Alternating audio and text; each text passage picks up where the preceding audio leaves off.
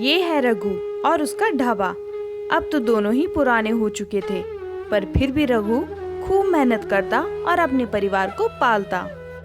रघु के घर पर उसकी बीवी, 2 बच्चे, माँ और एक छोटा भाई रहता था। एक तरफ रघु दिन भर खूब मेहनत करता और घर में सबका पालन पोषण करता, जबकि दूसरी तरफ उसका छोटा भाई श्याम दिन भर जुआ खेलता और शाम को घर आकर अपनी माँ को पैसों के लिए मारता था। कि रघु दिन भर काम करता और जितने पैसे कमाता उसका कुछ हिस्सा अपनी माँ को भी देता था। एक दिन रघु के ढाबे में खाते हुए एक आदमी बोलता है, यार रघु, कितने भी महंगे होटल में खाना खा लो, पर जो स्वाद तेरे ढाबे में है वो कहीं नहीं। जादू है तेरे हाथ में। अरे नहीं नहीं, कोई जादू नहीं, बल्कि सब मेहनत का नतीजा है। ऐसे ही कई साल बीत गए और अचानक एक दिन रघु की मौत हो जाती है। अब घर पर कोई कमाने वाला न बचा था। एक दिन रघु की माँ रघु की पत्नी रेणु से बोलती है, बेटी रेणु, अब मेरा रघु तो रहा नहीं, अब तुम्हें ही कुछ करना पड़ेगा, बच्चे तो पालने ही हैं। जी माँ जी, कल से खाने का ढाबा मैं ही देखूंगी। श्याम चुपके से सारी बातें सुन लेता है और अगले दिन सुबह सुबह अपनी माँ से बोलता है, सुन बुढ़िया, अब वो ढाबा मैं देखूंगा और मैं ही उसे संभालूंगा।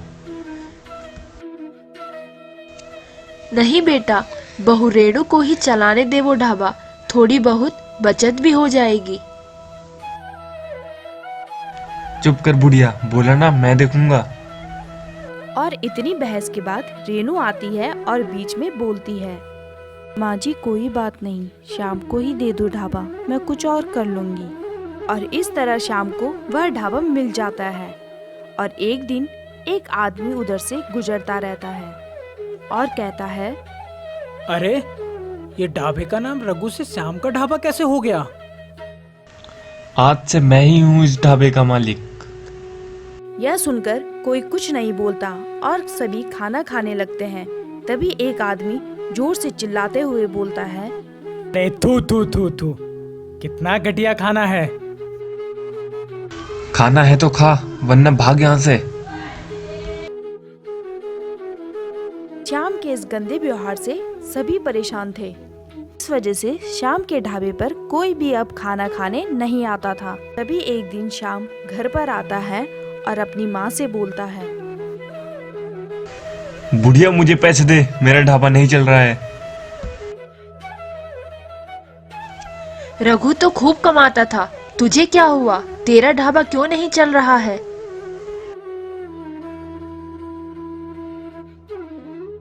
मैं वो सब नहीं जानता, मुझे तो मेरे पैसे चाहिए।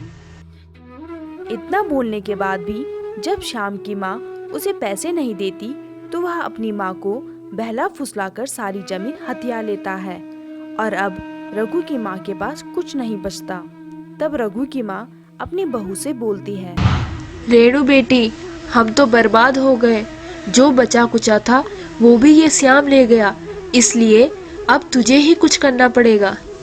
ठीक है माँ जी। मैं क्या कहती हूँ, कल से तू रघु का ढाबा संभालना। ठीक है माँ जी, मैं कल से ही वहाँ खाना बनाऊंगी। अगले दिन से रेणु ढाबा संभालने लगती है और फिर से उसके ढाबे में खूब भीड़ होने लगती है। यह देख श्याम को बहुत गुस्सा आता है और एक दिन वह चुपके से रेणु के बनाए खाने में ढेर सारा नमक मिला देता है। ऐसे ही श्याम उसे बहुत परेशान करता, लेकिन रेणु ने हार नहीं मानी और वह अपना काम करती रही। एक दिन रेणु के ढाबे में एक बूढ़ी औरत आती है और बोलती है, बेटी, मुझे भी कुछ खाने को दे दो। आओ अम्मा, आओ बैठो। पर बेटी, मैं तो बहुत गरीब हूँ, मैं तुम्हें पैसे भी नहीं दे सकती। सुन रेणु बोलती है, कोई बात नहीं अम्मा, आप जितना चाहे खाना खा लो, मैं आपसे पैसे नहीं लूंगी। तभी अचानक बुढ़िया की नजर श्याम पर पड़ती है और वह देखती है कि श्याम रेणु के खाने में कुछ मिला रहा होता है। यह देख वो बूढ़ी औरत रेणु को अंदर बुलाती है और बोलती है, बेटी, मैं तुम्हारी मेहनत से बहुत खुश हुई, मैं तुम्हें कुछ देना चाहती हूँ। यह सुन रेनू बोलती है, माताजी, आपके पास तो खाने के लिए कुछ पैसे थे ही नहीं, तो आप मुझे क्या देना चाहते हो? बेटी, ये लो, ये है जादुई टेबल। तुम इस पर रखकर जो भी बनाओगी वो खाना ना कभी खराब होगा और ना ही कभी खत्म होगा। रेनू खुश होते हुए बोलती है, धन्यवाद अम्मा, मैं आपका शुक्रिया कैसे करूं? और यह सुन वह बुढ़िया बिना कुछ बोले ही चली जाती है। भी छुपकर उन दोनों की बातें सुन लेता है और अगले दिन रेनू के उस टेबल को चुराने के लिए जाता है। और जैसे ही वह उस जादुई टेबल को उठाने लगता है तभी उसका हाथ जल जाता है। वह दर्द के मारे जोर से चीखता है और वहां से भाग जाता है। शाम को जब रेनू घर आती है और अपनी सास को सारी बातें बताती है तो उसकी सास बोलती है, बेटी, ये कोई आम बुढ़िया नहीं, कोई देवी थी जिसने तुम्हें तुम्हारी सच्ची मेहनत का फल दिया। और इस तरह रेनू के ढाबे में रोज बहुत भीड़ लगने लगती है और वो लोग खुशी खुशी रहने लगते हैं। अब तो श्याम भी उसी ढाबे में काम करने लगा था। इसलिए कहते हैं, कर भला तो हो भला।